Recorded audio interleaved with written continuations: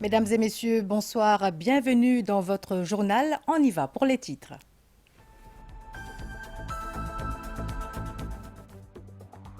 Le Ram Mandir en Inde agit comme un tisseur de liens mondiaux. La consécration de la statue de Ram dans le temple le 22 janvier portera un message de paix, d'unité et de fraternité à travers le monde. La pension de vieillesse pour ceux âgés de 75 ans et plus passe à 13 500 roupies à partir de ce mois de janvier. Et très vite, toutes les autres catégories de pensionnés bénéficieront de la même somme. Nous revenons ce soir sur cette annonce phare du Premier ministre dans son message du Nouvel An.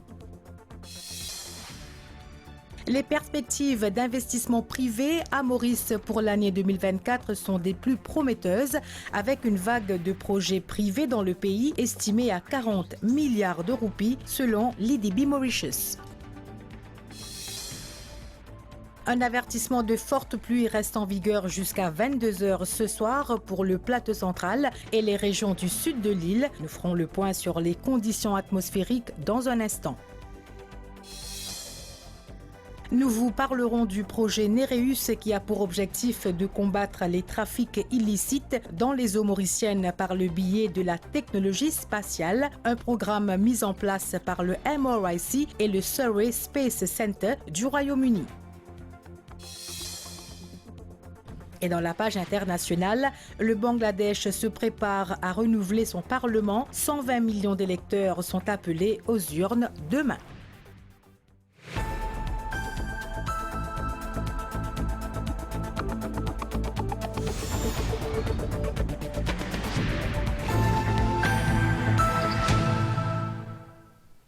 Le temple de Ram à Ayodhya continue de répandre une onde de positivité, non seulement à travers l'Inde, mais aussi dans le monde entier. Du voisin népalais à la lointaine Corée, du mystique Cambodge au pittoresque Laos, le Ram Mandir est en train de tisser des liens religieux, culturels uniques et puissants à l'échelle mondiale. La consécration de la statue de Ram dans le temple le 22 janvier portera un message de paix, d'unité et de fraternité à travers le monde.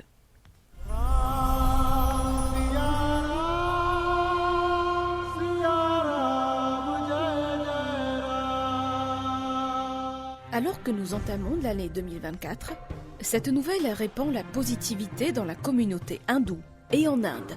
Il s'agit de l'Inde et de son riche patrimoine culturel qui relie le monde. C'est le temple Ram d'Ayodhya qui ouvre ses portes aux dévots du dieu Ram, mettant ici fin à une attente de 500 ans. L'idole Ram Lalla, représentant la forme enfant du dieu Ram, sera installée le 22 janvier 2024. Il est fascinant de voir comment Ayodhya et l'hindouisme ont relié différents pays en un fil unificateur, conduisant à une vague de contributions et de félicitations pour le temple Ram de l'Inde. Le Népal, voisin immédiat de l'Inde, a envoyé 2 rochers de Shaligram. Ces rochers étaient portés avec révérence, vénérés sur le chemin et ornés de pétales de fleurs. Ainsi, les rochers Shaligram sont particulièrement importants. De plus, comme le lieu de naissance de Sita, Mithila fait partie du Népal actuel. Ayodhya devient une sorte de gendre au Népal. Le Sri Lanka a également un lien profond avec le Ramayana, en particulier à travers des sites comme Ashok Vatika, où Sita a été retenue captive. Le haut-commissaire sri-lankais en Inde a récemment rendu visite à Ram Janmabhoomi et a offert une pierre sacrée d'Ashok Vatika, également connue sous le nom de Sita Eliya, pour le temple de Ram. L'Indonésie accepte et intègre son histoire hindoue dans sa culture. De nombreux anciens sages hindous sont désormais connus pour prospérer en Indonésie. De grandes statues du Ramayana, comme Garuda, Jatayu, dieu Ram et Hanuman, se trouvent à Bali Nagar. Le javanais Kakawin Ramayan et le balinais Ram Kavacham, ainsi que des versions de Valmiki et du poète tamoul Kambana, sont largement lus en Indonésie. Le lien de la Thaïlande avec le Ramayana est évident dans sa version locale, le Ramakien. Les similitudes entre les cultures indiennes et thaïlandaises sont frappantes. Parallèlement au Loy Krathong en Thaïlande, un festival de lumière semblable à Diwali, comme Dewa Diwali et Kartik Purnima. Ayutthaya, capitale de l'empire siamois du 8e siècle, tire son nom d'Ayodhya, indiquant l'influence historique de rois hindous qui étaient de pieux disciples ou descendants de dieu Ram. La Thaïlande a amené la terre et l'eau de 2 rivières jusqu'au temple de Ram. Cette eau sera destinée à la consécration de l'eau de Ram, le Jal Abhishek. L'eau des rivières et des lacs sacrés de plus de 100 pays a été amenée en Inde par l'ONG Delhi Study Circle. Les non-hindous ont également coopéré à cette initiative. Le ministre de la Défense, Rajnath Singh, a reçu les eaux bénites des 7 continents en présence du secrétaire général du Ram Janmabhoomi Trust, Champat Rai. La raison de ce geste est que, selon les Écritures, l'eau était apportée des 7 mers lors de la consécration du dieu Ram dans le Treta Yuga. Cette initiative vise à recréer ce moment. La Corée du Sud et Ayodhya auraient des liens directs. La princesse Suryaratna d'Ayodhya, au 1er siècle, selon la légende coréenne, se rendit en Corée à la demande de son père pour épouser le roi Kim Suro de Corée. Plus tard, elle fut connue sous le nom de reine Heo Hwang-ok. Les descendants de la dynastie Gaya, il y a environ 2000 ans, seraient de cette lignée. L'ambassadeur sud-coréen en Inde a également exprimé son désir de participer à la cérémonie d'inauguration du temple Ram, reflétant la coopération entre les 2 pays. Du Vietnam au Cambodge, en passant par la Malaisie et le Laos, les liens locaux du Ramayana se renforcent. Au Vietnam, le repose-pied du Ramayana se trouve dans le temple Trai Kyu Cham du 7e siècle. Le Vietnam possède également un temple dédié au poète Valmiki, à qui on attribue la rédaction de la version sanskrite originale du Ramayana. Dépassant le cadre asiatique, cette relation est devenue mondiale. Un citoyen allemand, maintenant moine hindou, connu sous le nom de Sanatan Das, se souvient d'être à Ayodhya en 1992, lorsque l'idole Ram Lalla était dans une tente et qu'il y avait des restrictions massives. Maintenant, il organise des points de distribution gratuite de nourriture à Ayodhya. Bien qu'il soit ressortissant étranger, il a été profondément associé à l'attente du temple de Ram. 1000 temples aux États-Unis organiseront des diffusions en direct ainsi que d'autres événements. Les organisations locales, du Vishwa Hindu Parishad au Hindu Mandir Empowerment Council, et les Indiens résidant eux-mêmes dans divers groupes et en tant qu'individus ont été activement impliqués dans l'organisation d'événements dans différents États et dans le monde entier.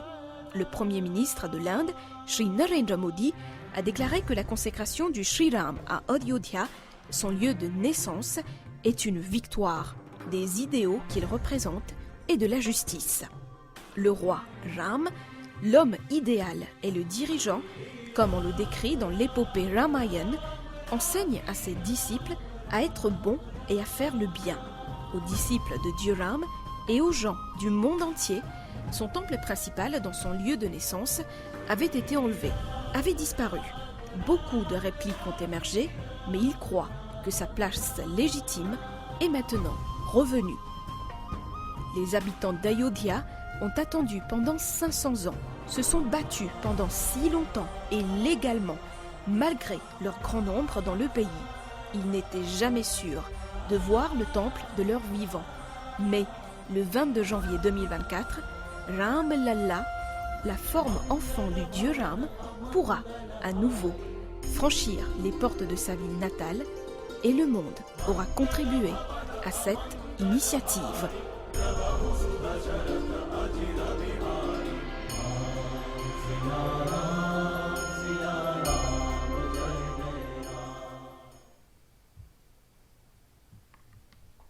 Rendez-vous est donc pris pour le 22 janvier prochain. La pension de vieillesse pour ceux âgés de 75 ans et plus passe à 13 500 roupies à partir de ce mois de janvier 2024. C'était l'annonce phare du Premier ministre Pravin Kumar Jugnauth dans son message du Nouvel An. Il a tenu à faire ressortir que très vite, toutes les autres catégories de pensionnés bénéficieront de 13 500 roupies. À partir de ce mois-ci, les personnes âgées de 75 ans et plus bénéficieront d'une pension de vieillesse de 13 500 roupies. Dans son message du Nouvel An, le Premier ministre Pravin Kumar Jugnauth a souligné qu'il tient sa promesse et que bien vite, les autres catégories bénéficieront d'une allocation de 13 500 roupies. En 2019, nous prenons l'engagement pour faire pension de 13 500 roupies. Et nous sommes capables de compter au moins pour tenir sa promesse-là, malgré les difficultés qui nous font faire face. Parole qui m'a donné les sacrés. C'est pour ça qu'il y a aujourd'hui. Je suis bien content pour annoncer qui à partir de 100 mois là même, tous nous grands du monde qui ont 75 ans et plus pour gagner une pension de 13 500 roupies. Et bien vite, nous pouvons aussi donner sa pension-là à toutes les autres catégories pensionnaires. Dans son message à la nation pour le Nouvel An, le Premier ministre Pravin Kumar Jugnauth avait annoncé une série de mesures pour améliorer la qualité de vie des Mauriciens. Le chef du gouvernement devait réitérer son soutien au peuple mauricien. Sa vision, dit-il, c'est de bâtir une république moderne, dynamique et prospère. Pravin Kumar Jugnauth avait donné la garantie qu'aussi longtemps qu'il sera à la tête du pays, il accordera à chaque citoyen encore plus de soutien. Le Premier ministre avait conclu son message avec une pensée spéciale aux personnes vulnérables, qu'elles peuvent compter sur lui pour une meilleure qualité de vie. Je vous le disais en titre, les investissements privés à Maurice connaissent une remarquable reprise. C'est le constat de l'IDB Mauritius. Les FDI ou Foreign Direct Investment ont franchi la barre des 30 milliards de roupies en 2023, marquant une croissance nettement supérieure à celle de 2022.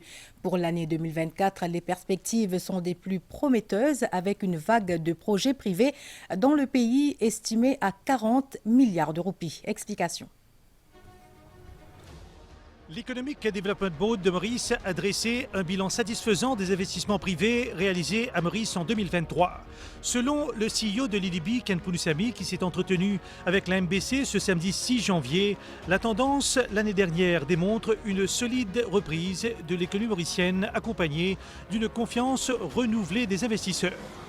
En 2023, on estime que l'investissement du secteur privé a augmenté de 16,2% par rapport à la croissance de 9,6% en 2022, atteignant 109,3 milliards de roupies en 2023. Les investissements directs étrangers, le Foreign Direct Investment, sont estimés avoir dépassé la barre de 30 milliards de roupies en 2023, enregistrant une augmentation de plus de 3 milliards de roupies par rapport à l'année précédente. Cela s'explique en partie par l'investissement d'une multinationale étrangère dans le secteur de la biotechnologie, ainsi que dans le tourisme et l'immobilier, qui ont constitué une bonne partie des flux d'investissement direct étrangers en 2023.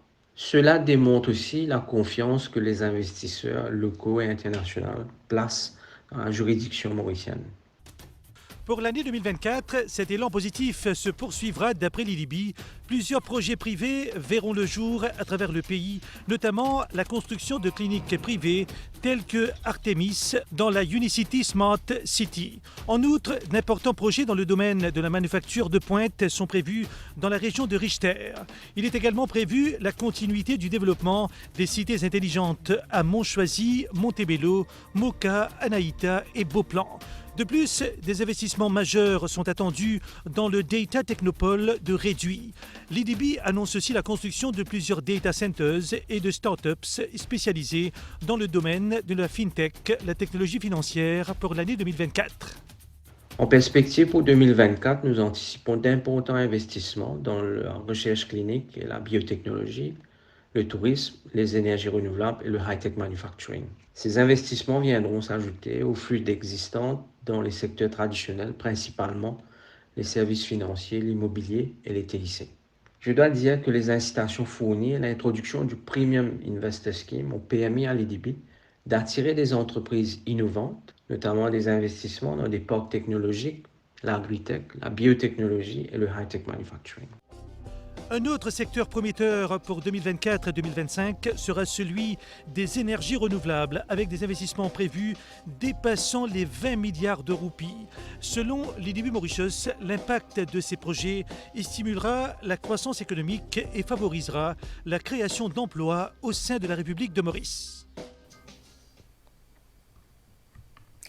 Un avertissement de forte pluie reste en vigueur pour le plateau central et les régions du sud de l'île. Il sera valable jusqu'à 22 h ce samedi soir. Des fortes pluies se sont abattues hier soir sur le sud-est de l'île. Des coulées de boue avaient envahi des maisons et des commerces à Vieux-Grand-Port et Bois des Amourettes. Une équipe de la MBC a rencontré les habitants de ces régions ce matin. Voyez plutôt.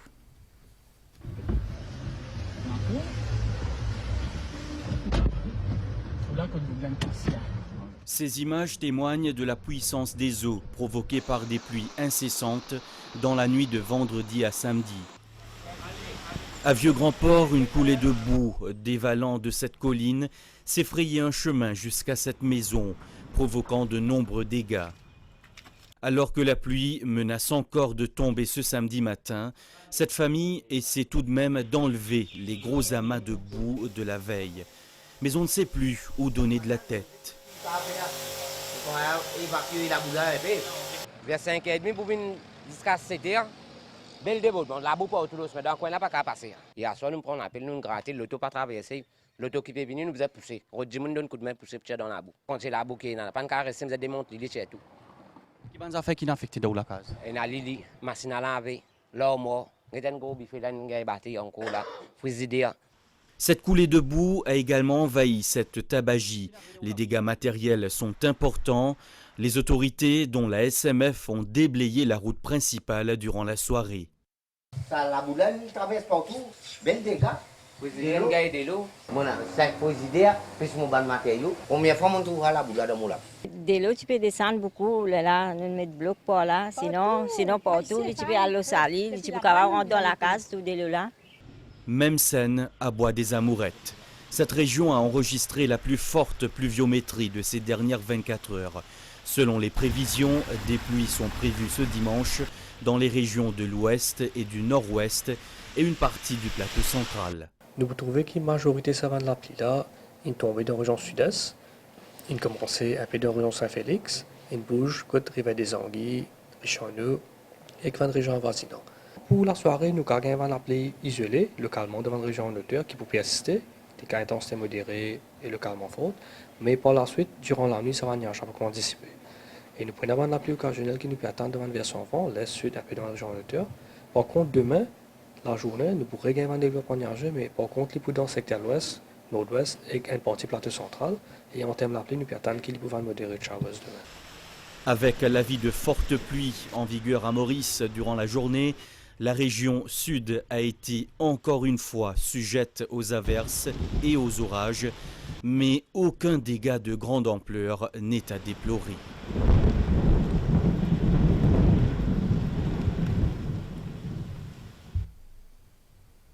Et entre-temps, les activités ont repris au marché de 4 bornes avec le va-et-vient incessant et habituel. Une quantité suffisante des légumes est disponible. Le public est plutôt satisfait des prix pratiqués par les maraîchers. Notre équipe y était pour un constat. Reportage. En ce premier week-end de janvier, le marché de 4 bornes était bondé. Les activités ont repris avec des va-et-vient incessants.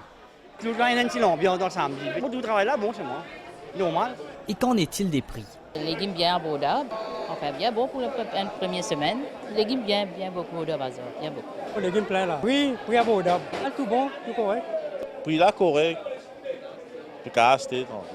La pomme de terre se vend à 25 roupies la livre. Les laitues sont vendues entre 30 à 40 roupies l'unité. La pomme d'amour coûte entre 60 à 75 roupies la livre. Qualité bon. Bien bon.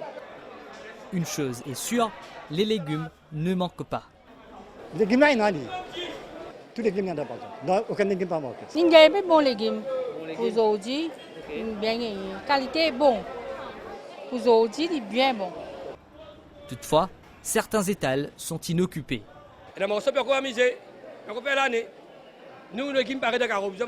Peut-être capable maintenant on peut continuer de faire l'année. Après les petits excès durant la période festive, beaucoup se tournent à nouveau vers les fruits et les légumes pour un retour à la normale. Et puis dans un communiqué émis ce samedi 6 janvier, le ministère de la Santé tient à informer le public que suite aux grosses averses, il y a un risque potentiel d'augmentation des infections gastro-intestinales en raison des risques de contamination de l'eau potable et des aliments.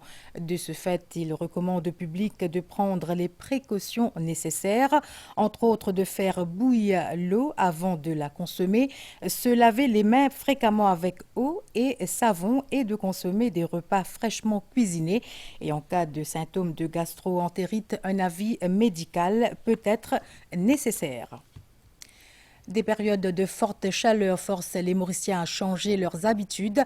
On consomme plus de boissons glacées. Le ventilateur et le climatiseur ne connaissent pas de répit.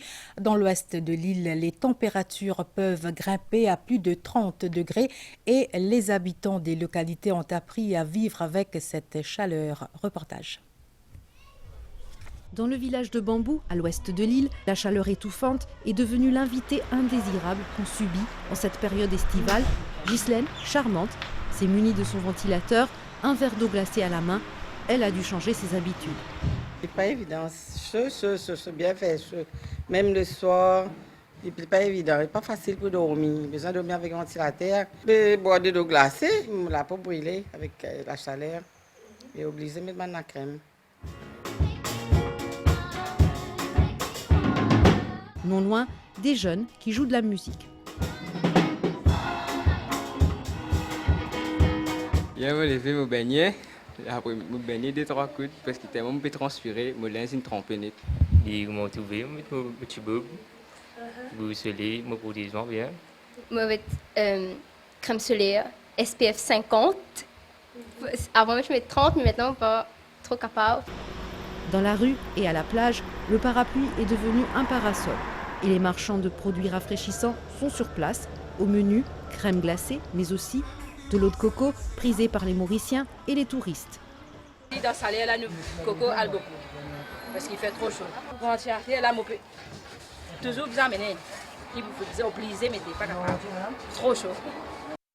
Avec les effets du changement climatique, les températures vont encore augmenter. En attendant que l'été tropical fasse place à l'hiver, armez-vous de patience et de courage et hydratez-vous.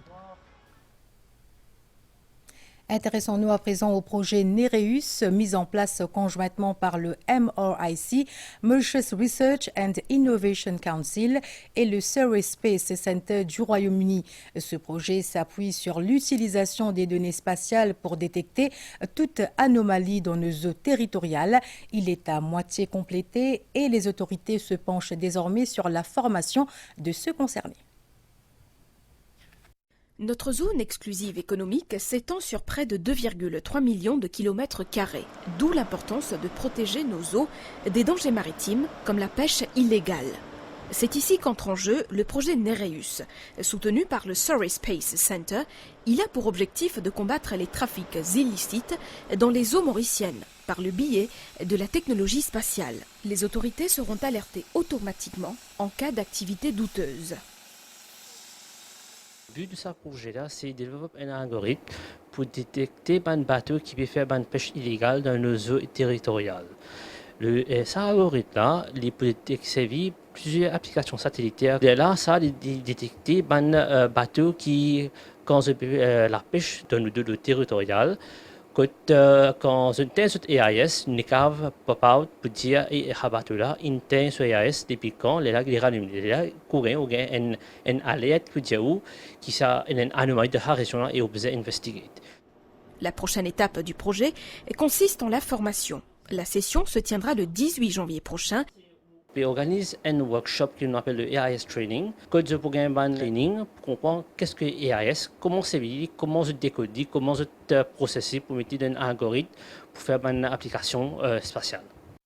Le projet Nereus est entièrement financé par le Programme des Nations Unies pour le développement et devrait être complètement opérationnel d'ici la fin de cette année.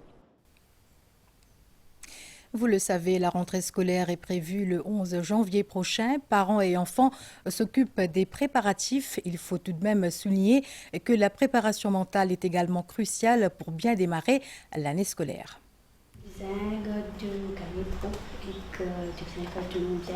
Alors que les vacances scolaires touchent à leur fin, les parents sont conscients des changements qui accompagnent la rentrée scolaire.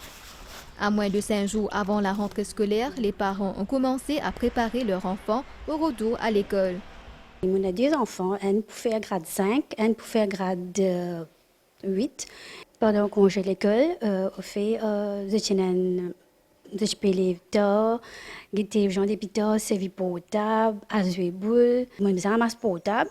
Moi, j'ai maintenant comment nous installer, je besoin prendre conseiller.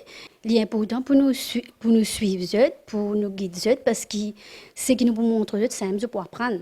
C'est qu'il peut apprendre en cas, c'est qui pour réfléchir le lit. Malgré pas mon travail aussi, il a besoin de faire suivre avec ses enfants. Ça suivi la même qu'il est pour amener nous bien loin, qu'il est pour dépendre de lui-même et il est pour apprendre bien. Les séances de jeu, les tournées dans les centres de loisirs et les centres commerciaux prennent fin tout doucement, laissant la place aux préparatifs sérieux. Puisque l'école est rentrée, c'est uniforme, souliers, sac. On va commencer les bonnets, arrêter les portables, déjà bien moins pour jour avec plus focus sur l'éducation. Pour ne pas oublier mon devoir, mon maman a 6 ans, une femme apprend verbe, table, division. À que mon maman c'était là, tous les jours quand je me lève, je révise le verbe là. À noter que le premier trimestre pour le primaire et le secondaire s'étend du mercredi 10 janvier au vendredi 5 avril 2024. Les élèves auront ensuite environ 2 semaines de vacances. Outre l'achat des manuels et des fournitures scolaires, ils sont nombreux en ce moment à acheter des uniformes. C'était le cas ce matin à Cœur-Pipe. Regardez. À quelques jours de la rentrée scolaire, les parents affluent dans les magasins alors que bon nombre ont déjà acheté du matériel scolaire. D'autres sont à la recherche d'uniformes. Nous venons prendre un uniforme ici depuis des années, mais je finis pas commande, maintenant je viens prendre livraison. Je passe commande une semaine de cela. Ici, nous avons tout un uniforme pour le collège. Là, on faire pour la rentrée, on pas un uniforme, on fait à l'école. On fait préparer même pour la rentrée. Là. Avec la chaleur qui prévaut en ce moment, les élèves préfèrent porter leur choix sur des vêtements confortables comme des polo shirts. Comment on peut trouver, on a du monde pour faire une passe commande avant l'année. Là, je peux venir récupérer les uniformes et là, on peut passe commande. Cette année-ci, on a beaucoup de clientèle. Toutes les classes reprendront le 11 janvier. Et je vous retrouve pour la page internationale après une pause pub.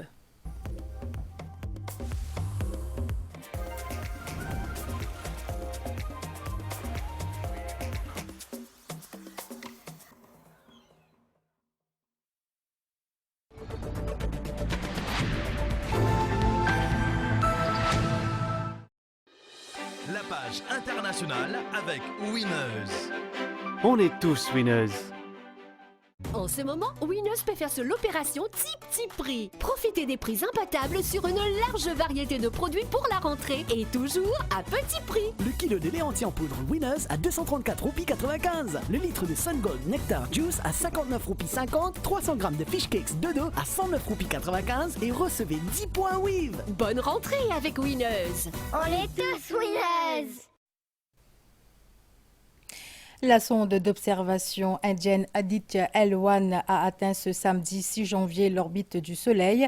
Cette première mission solaire de l'organisation indienne de recherche spatiale est arrivée à destination dans le délai prévu de 4 mois, a déclaré le Premier ministre indien Shri Narendra Modi. En Inde, toujours, le brouillard dense a provoqué un chaos dans les déplacements à Delhi et dans d'autres régions du nord de l'Inde. Plus de 100 vols et 25 trains dans la ville ont été retardés en raison de la mauvaise visibilité. Au Bangladesh, près de 120 millions d'électeurs sont appelés aux urnes demain 7 janvier pour renouveler leur parlement. Selon des sondages locaux et internationaux, la première ministre Sheikh Hasina est quasiment certaine de remporter un 4e mandat consécutif. Et puis un Boeing 737 de la compagnie Alaska Airlines avec 177 personnes à bord a dû effectuer un atterrissage d'urgence dans l'Oregon aux États-Unis. Des passagers ont en effet signalé que le panneau d'un hublot s'était envolé après le décollage de l'appareil. C'était la page internationale avec Winners. On est tous winners.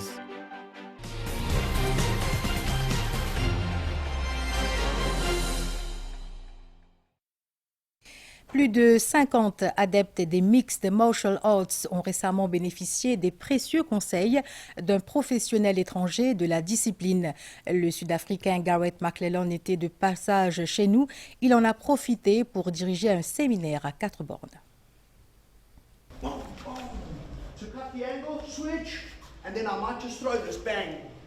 Un séminaire de Mixed Martial Arts à l'intention d'une cinquantaine de combattants, toutes catégories confondues. Ces derniers ont pu bénéficier de l'expérience d'un champion, soit le Sud-Africain Garrett McClellan.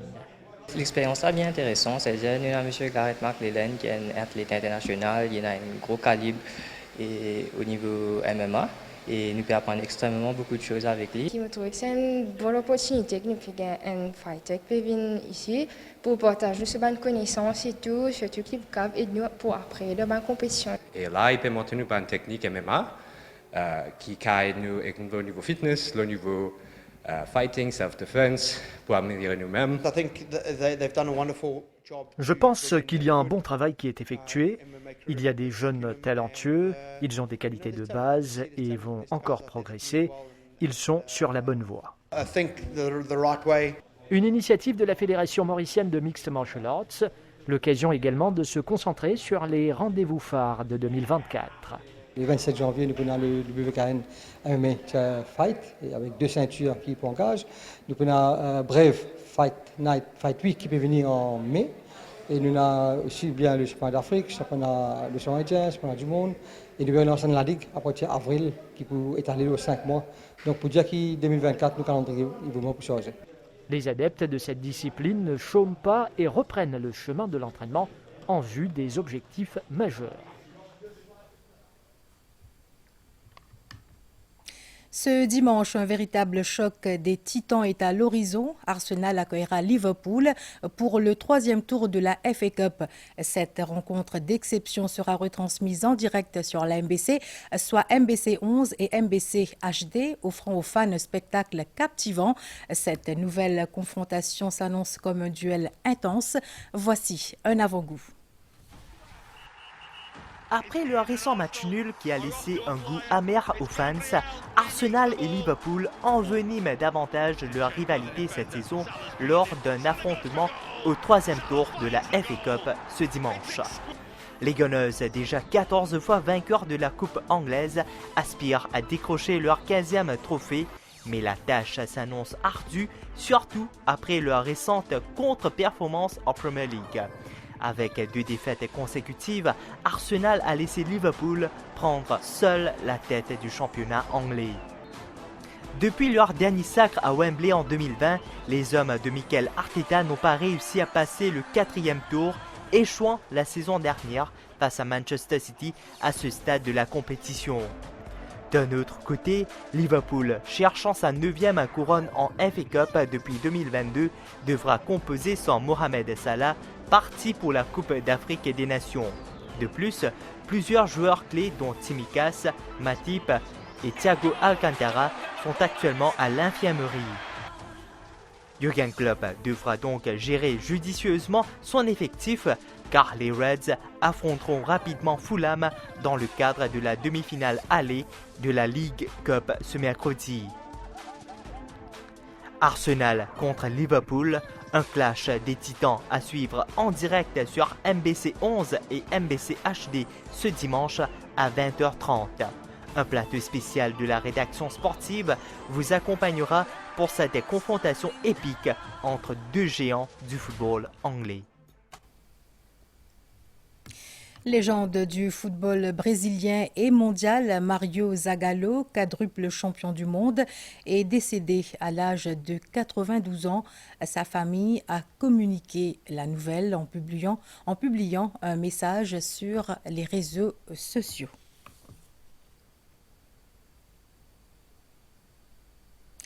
Et puis, Rafael Nadal a perdu hier en quart de finale de l'ATP de Brisbane face à Jordan Thompson après 3h25 de match. Pas une anomalie pour une reprise, mais l'Espagnol s'interrogeait après avoir ressenti une douleur dans la zone où il a été opéré l'an passé, pas rassurant à 10 jours de l'Open d'Australie.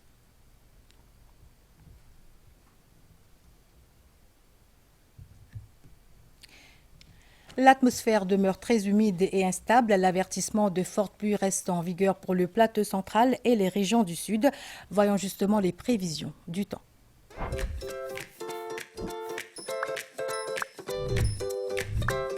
Nestlé, good food, good life.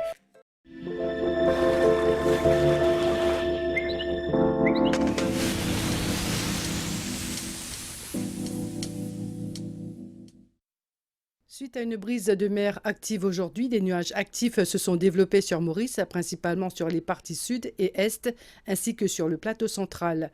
Sur la carte synoptique, nous voyons Alvaro, qui évolue désormais loin au sud-est comme une dépression post-tropicale. Prévision pour Maurice, de fortes averses localisées sont toujours attendues dans la soirée au sud et sur le plateau central. Les averses s'atténueront graduellement durant la nuit. La température minimale variera entre 21 et 23 degrés sur le plateau central et entre 25 et 27 degrés dans les régions côtières. Mi-couvert demain matin avec des averses occasionnelles.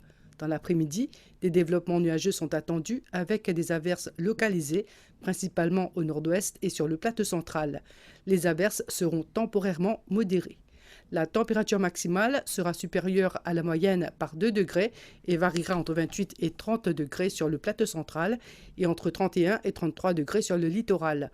Vent léger et variable, toutefois le vent se renforcera avec des rafales sous les averses. Mer forte au-delà des récifs avec des houles du sud-ouest de l'ordre de 2,50 m. Il est déconseillé de faire des sorties en haute mer. Rodrigue se trouve dans une zone relativement dégagée. Des prévisions, le temps sera essentiellement beau cette nuit. La température minimale variera entre 23 et 26 degrés. Des nuages associés à une ligne d'instabilité venant du sud-ouest occasionneront des averses demain avec risque d'orage. La température maximale variera entre 29 et 32 degrés. Vent du secteur nord, soufflant à environ 15 km/h et devenant variable par moment. Mer agitée au-delà des récifs avec des houles du sud-ouest de l'ordre de 2 mètres. Des nuages actifs venant de l'est influenceront le temps à Agalega cette nuit. Prévision, période nuageuse avec des averses qui seront parfois modérées et orageuses. Les averses pourraient être temporairement de forte intensité, principalement cette nuit et demain matin. La température minimale sera d'environ 26 degrés et la température maximale sera d'environ 34 degrés. Vent du secteur est soufflant à environ 15 km/h et se renforçant avec des rafales sous les averses. Mer agitée avec des houles du secteur sud de l'ordre d'1,50 m, devenant temporairement forte sous les averses orageuses. Il est déconseillé de faire des sorties en mer en cas d'orage.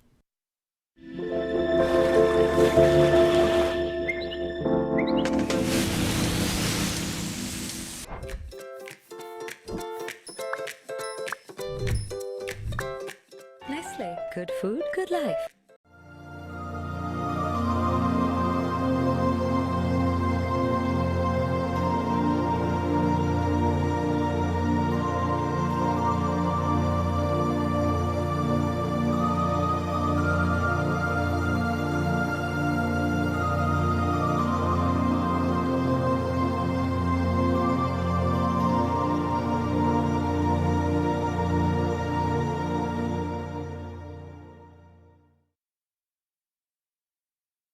Et sur ce, fin de ce journal, merci de l'avoir suivi. On vous laisse apprécier les sculptures de glace et de neige dont le festival a lieu en ce moment dans la ville de Harbin en Chine. Excellente soirée.